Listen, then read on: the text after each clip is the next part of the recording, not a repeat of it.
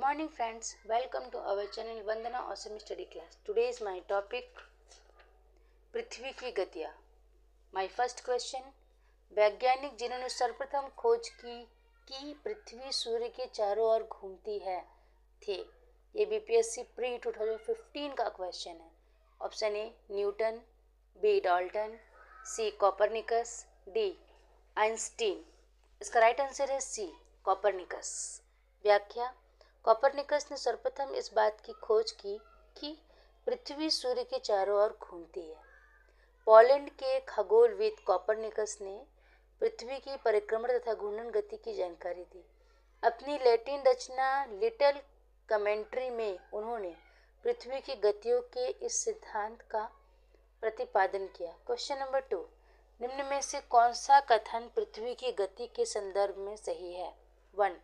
पृथ्वी के अपनी धुरी पर पश्चिम से पूर्व घूर्णन के कारण मौसम परिवर्तन होता है. 2.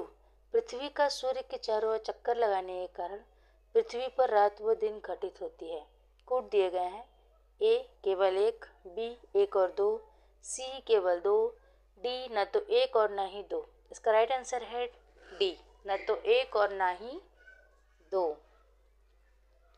व्याख्या, पृथ्वी की गति के संदर्भ में कोई भी कथन सही नहीं है. पृथ्वी अपनी धुरी पर पश्चिम से पूर्व 1610 किलोमीटर प्रति घंटे की चाल से 23 घंटे 56 मिनट एवं 4 सेकंड में चक्कर लगाती है, जिसे पृथ्वी की घूर्णन गति कहते हैं. इससे पृथ्वी पर दिन रात होते हैं, जबकि पृथ्वी 365 दिन 5 घंटे 48 मिनट में सूर्य के चारों ओर चक्कर लगाती है, जिसे पृथ्वी का परिक्रमण कहते हैं. इससे पृथ्वी पर मौसम तथा ऋतुओं में परिवर्तन होता है. क्वेश्चन नंबर 3, पृथ्वी परिभ्रमण करती हुई प्रति मिनट लगभग कितनी दूरी तय कर लेती है?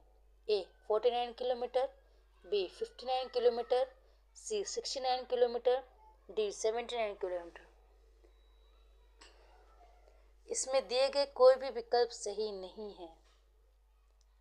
व्याख्या पढ़ते हैं. पृथ्वी की विषुवत रेखा की परिधि लगभग 40,090.28 किलोमीटर है. इस दूरी को पृथ्वी अपनी धुरी पर 24 आवर्स में तय कर लेती है. अर्थात पृथ्वी की अपनी धुरी पर परिभ्रमण की गति 40,090.28 किलोमीटर प्रति 24 आवर इज इक्वल टू लगभग 1670 किलोमीटर प्रति 60 मिनट या 60 minute is equal to 27.8 kilometre प्रति मिनट होती है. अतः किसी भी विकल्प में अभिष्ट उत्तर नहीं है. क्वेश्चन नंबर 4, पृथ्वी के परितः घूमने वाले कृत्रिम उपग्रह से बाहर गिराई गई गेंद ए सूर्य पर चली जाएगी, बी चंद्रमा पर चली जाएगी, सी पृथ्वी पर गिरेगी, डी पृथ्वी के परितः उपग्रह के समान आवर्तकाल के साथ उसी की कक्षा में घूमती रहेगी. इसका राइट आंसर है डी, पृथ्वी के परितः उपग्रह के समान आवर्तकाल के साथ उसी की कक्षा में घूमती रहेगी. इसकी व्याख्या है, पृथ्वी के परितः घूमने वाले कृत्रिम उपग्रह से बाहर गिराई गई गेंद पृथ्वी के परितः प्राकृतिक उपग्रह के समान आवर्तकाल के साथ उसी की कक्षा में आकर्षण बल के कारण घूमती रहेगी. उक्त अवस्था गुरुत्वाकर्षण क्षेत्र से बाहर निकलने के बाद पाई जाती है. पलायन वेग के शून्य होने के कारण अंतरिक्ष यान से फेंकी गई गेंद यान के साथ ही समान आवर्तकाल में घूमती रहती है. क्वेश्चन नंबर 5, अपनी परिक्रमा पथ में पृथ्वी लगभग किस मध्य वेग से सूर्य का चक्कर लगाती है? ए 20 किलोमीटर, बी 30 किलोमीटर, सी 40 किलोमीटर, डी 50 किलोमीटर. इसका राइट आंसर है बी 30 किलोमीटर. पृथ्वी अपने परिक्रमा पथ में लगभग 30 किलोमीटर प्रति सेकंड के मध्य वेग से सूर्य का चक्कर लगाती है. पृथ्वी एक वर्ष यानी 365 दिनों में 365 दिन 5 आवर्स 48 मिनट 46 सेकंड में परिक्रमा पथ को पूरा कर लेती है. पृथ्वी की इस परिक्रमा का मार्ग दीर्घवृत्तीय तथा दिशा वामावर्त होती है. पृथ्वी की परिक्रमा के कारण ही एक वर्ष में कई ऋतुएं आती हैं. क्वेश्चन नंबर 6, अलग अलग ऋतुओं में दिन के समय और रात्रि के विस्तार में विभिन्नता किन कारणों से होती है? ए, पृथ्वी का अपने अक्ष पर घूर्णन। बी, पृथ्वी का सूर्य के चारों ओर दीर्घवृत्तीय रीति से परिक्रमण। सी, स्थान की अक्षांशीय स्थिति। डी, पृथ्वी का नत अक्ष पर परिक्रमण। इसका राइट आंसर है डी, पृथ्वी का नत अक्ष पर परिक्रमण। व्याख्या, पृथ्वी का अपने नत अक्ष पर परिक्रमण करने से अलग अलग ऋतुओं में दिन के समय और रात्रि के विस्तार में विभिन्नता पाई जाती है। परिक्रमण के अंतर्गत पृथ्वी सूर्य के चारों ओर एक स्थिर कक्षा में नियमित रूप से चक्कर लगाती है। इसी चक्कर के कारण ऋतुओं में दिन व रात की अवधि में अंतर उत्पन्न होता है। क्वेश्चन नंबर 7, उत्तरी गोलार्ध में कर्क संक्रांति के समय 12 आवर्स का दिन होगा। ए, कर्क रेखा पर। बी, मकर रेखा पर। सी, आर्कटिक वृत्त पर। डी, विषुवत रेखा पर। इसका राइट आंसर है डी, विषुवत रेखा पर। व्याख्या, उत्तरी गोलार्ध में कर्क संक्रांति के समय 12 आवर का दिन विषुवत रेखा पर होगा। कर्क संक्रांति के समय उत्तरी गोलार्ध में दिन की अवधि लंबी तथा रातें छोटी होती है। इसके विपरीत दक्षिणी गोलार्ध में दिन की अवधि सबसे छोटी एवं रातें लंबी होती है। कर्क संक्रांति का विषुवत रेखा पर दिन और रात की अवधियों में कोई अंतर नहीं होता है। विषुवत रेखा पर वर्ष भर 12 आवर के दिन ही दिन रहता है। क्वेश्चन नंबर 8, निम्नलिखित तिथियों में से किसमें दोपहर को आपकी छाया सबसे छोटी होती है? ए, दिसंबर 25। बी, मार्च 21। सी, जून 21। डी, फरवरी 14। इसका राइट आंसर है सी, जून 21। 21 जून दोपहर को आपकी छाया सबसे छोटी होती है। 21 जून को पृथ्वी अपनी कक्षा में इस प्रकार स्थित होती है कि सूर्य कर्क रेखा पर ऊपर की ओर होता है। इस तिथि पर उत्तरी गोलार्ध सूर्य की ओर झुक जाता है, जिसमें सबसे लंबा दिन होता है, जबकि दक्षिणी गोलार्ध सूर्य से दूर रहता है, जिसमें सबसे छोटा दिन होता है। क्वेश्चन नंबर 9, निम्न कथनों पर विचार कीजिए तथा नीचे दिए गए कूट से सही उत्तर चुनिए। 1, पृथ्वी के अक्ष के उत्तरी सिरे को उत्तरी ध्रुव कहते हैं। 45 डिग्री अक्षांश की लंबाई विषुवत रेखा की आधी होती है। क्वेश्चन पॉइंट 3, पृथ्वी के अक्ष की समानांतरता है। 4, अपसौर अवस्था में पृथ्वी के परिभ्रमण की गति तीव्र होती है। कूट दिए गए हैं। ए, 1 और 2। बी, 2 और 3। सी, 3 और 4। डी, 1 और 3। इसका राइट आंसर है डी, 1 और 3। व्याख्या, पृथ्वी के अक्ष के उत्तरी सिरे को उत्तरी ध्रुव कहते हैं। उत्तरी ध्रुव पृथ्वी का सबसे सुदूर उत्तरी बिंदु है। इस बिंदु पर पृथ्वी की धुरी घूमती है। यह आर्कटिक महासागर में पड़ता है, जहां अत्यधिक ठंड पड़ती है, क्योंकि लगभग 6 मंथ यहाँ सूर्य की किरणें नहीं पड़ती। पृथ्वी के अक्ष की समांतरता है, क्योंकि भूमध्य रेखा या विषुवत रेखा पृथ्वी के मध्य में 0 डिग्री अक्षांश पर खींची गई काल्पनिक रेखा है, जो ग्लोब के अन्य अक्षांशों की तुलना में बड़ी होती है। कथन 2 और 4 गलत है, क्योंकि 45 डिग्री अक्षांश तथा विषुवत रेखा के बीच की लंबाई में अंतर होता है, किंतु स्पष्ट रूप से आधी नहीं होती है। उपसौर की अवस्था में पृथ्वी की परिभ्रमण की गति पर कोई प्रभाव नहीं पड़ता है। क्वेश्चन नंबर 10, ग्रीष्म अयनांत प्रतिवर्ष होता है। 23 सितंबर को, 21 मार्च को, 4 जुलाई को, 21 जून को। इसका राइट आंसर है डी, 21 जून को। ग्रीष्म अयनांत प्रतिवर्ष 21 जून को होता है। सूर्य की परिक्रमा करने के दौरान पृथ्वी की वह स्थिति जिसमें उसकी धुरी का झुकाव उसकी परिक्रमा के तल पर अधिकतम 23/1/2 डिग्री होता है, ऐसी स्थिति वर्ष में 2 बार 21 जून और 22 दिसंबर को होती है। अतः 21 जून अर्थात उत्तरी गोलार्ध का ग्रीष्म में सूर्य की ओर झुकाव होता है, इसलिए इस समय उस गोलार्ध में सबसे अधिक गर्मी होती है तथा दिन सबसे बड़ा होता है।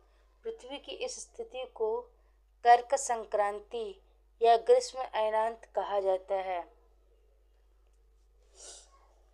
क्वेश्चन नंबर 11, शीतकालीन अयनांत के संबंध में निम्नलिखित में से कौन सा कथन सही है? ए, दक्षिणी ध्रुव पर 24 आवर्स अंधेरे छाया रहता है। बी, ये 21 जून को होता है। सी, उत्तरी ध्रुव पर 24 आवर्स अंधेरा छाया रहता है। डी, सूर्य सूर्योच्च पर होता है। इसका राइट आंसर है सी, उत्तरी ध्रुव पर 24 आवर्स अंधेरा छाया रहता है। व्याख्या, शीतकालीन अयनांत के संबंध में उत्तरी ध्रुव पर 24 आवर्स अंधेरा छाया रहता है। शीतकालीन अयनांत एक खगोलीय घटना है जिसमें दिन सबसे छोटा व रात सबसे लंबी होती है। इस स्थिति में सूर्य का झुकाव दक्षिणी गोलार्ध की ओर होता है, जिसके कारण इस गोलार्ध में अत्यधिक गर्मी होती है तथा उत्तरी गोलार्ध में सूर्य का झुकाव कम पड़ने के कारण यह शीत होती है। पृथ्वी की इस स्थिति को शीत अयनांत कहते हैं। उत्तरी गोलार्ध में इसे दिसंबर संक्रांति और दक्षिणी गोलार्ध में जून सोलेंस कहते हैं।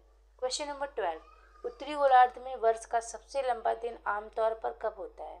ए, जून महीने का पहला पखवाड़ा। बी, जून महीने का दूसरा पखवाड़ा।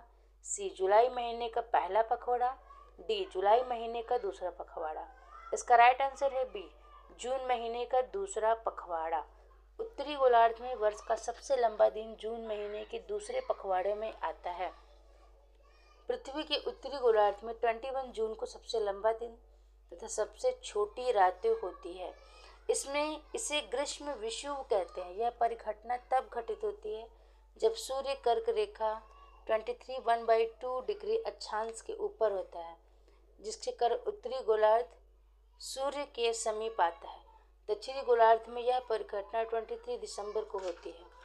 क्वेश्चन नंबर 13, उत्तरी गोलार्ध में अल्पतम दिवस लंबाई में कब होती है? 21 मार्च को, 23 सितंबर को, 22 नवंबर, 22 दिसंबर। इसका राइट आंसर है डी, 22 दिसंबर को। व्याख्या, उत्तरी गोलार्ध में अल्पतम दिवस लंबाई में सबसे छोटा दिन 22 दिसंबर को होता है, क्योंकि इस दिन सूर्य मकर रेखा के ठीक ऊपर होता है। अतः दक्षिणी गोलार्ध में दिन की अवधि सबसे लंबी तथा उत्तरी गोलार्ध में इसकी अवधि सबसे कम होती है। 22 दिसंबर को उत्तरी गोलार्ध में दिन की अवधि 10 आवर 19 मिनट और 10 सेकंड की अवधि का होता है। पृथ्वी अपने अक्ष पर 23 डिग्री झुकी हुई है, जिसके कारण सूर्य की दूरी पृथ्वी के उत्तरी गोलार्ध से अधिक हो जाती है और सूर्य की किरणों का प्रसार पृथ्वी पर कम समय तक हो पाता है, जिससे वर्ष का सबसे छोटा दिन होता है। क्वेश्चन नंबर 14, ऑस्ट्रेलिया वासी किस मौसम में क्रिसमस मनाते हैं? ए, सर्दी। बी, गर्मी। सी, बसंत। डी, पतझड़। इसका राइट आंसर है बी, गर्मी।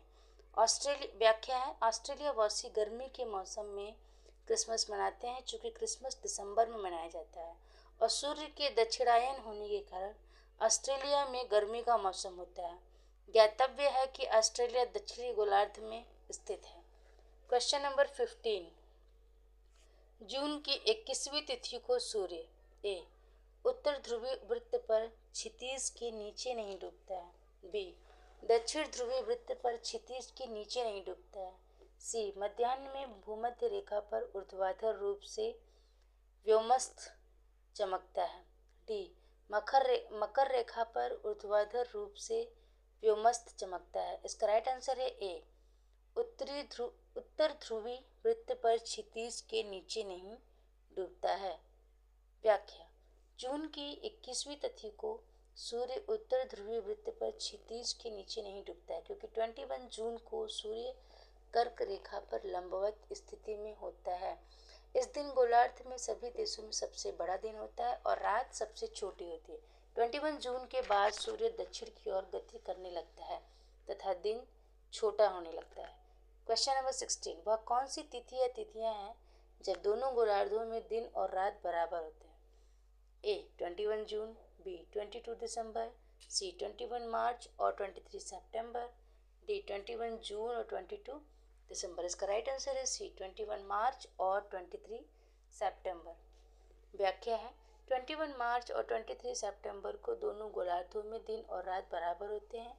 इन दोनों दिनों में पृथ्वी का कोई भी ध्रुव सूर्य की ओर झुका हुआ नहीं होता है। इस समय सूर्य भूमध्य रेखा के ठीक ऊपर होता है। परिणामतः दोनों गोलार्धों में दिन और रात बराबर होते हैं। इस स्थिति को विषुव कहा जाता है। 21 मार्च को बसंत विषुव और 23 सितंबर को शरद विषुव कहा जाता है। आज के लिए बस इतना ही, मिलते हैं नेक्स्ट वीडियो में, तब तक के लिए बाय।